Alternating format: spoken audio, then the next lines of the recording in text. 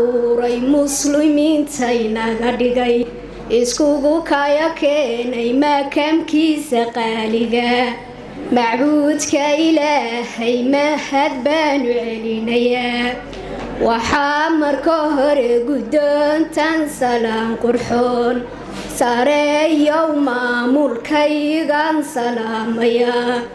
salaamu calaykum waalidkan salaamaya salaamu calaykum safsaf baan idinka maray macallimiintayda mahad baanu celinayaa oo waalidiinteena mahad baanu celinayaa madashaynta joogta mahad baanu celinayaa dhammaan marti sharafta mahad baanu celinayaa mahad dabadeed su'aal baanu noqonayaa dhambaal baan soo wadaa dhuuxitaana raba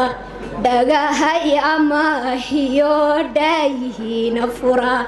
saacabku dhinaciina weeye dhegaysi wacan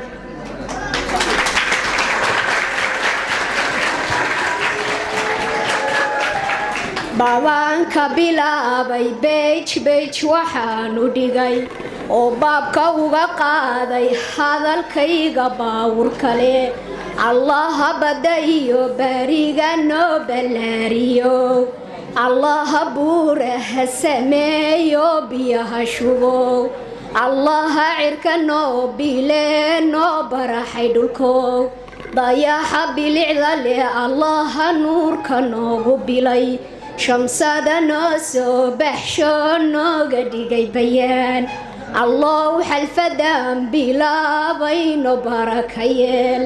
iqraanku bilaabay iyo aayadaha quraan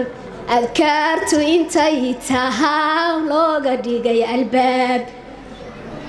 xalfada maamuuska leh oo aan la kala maqnayn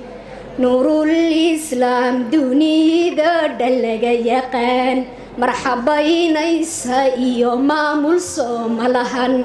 maqaam wiil muuqda iyo sooma lahan midnimo oo caaqilaa jooga culimooyin baa fadhiya codkooradii baa codaynaya oo camiran bulshadii dhiganaysay xalfadan xamaa ardaydii dhiganaysay xalfadan xamaasada leh inaanka iraahdo xaraf waygu xeel fogtahay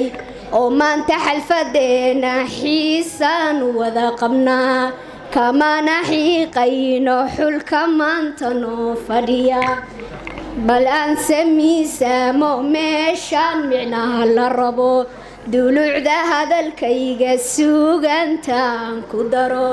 bal aan sew degdego halkay diiradaydu tahay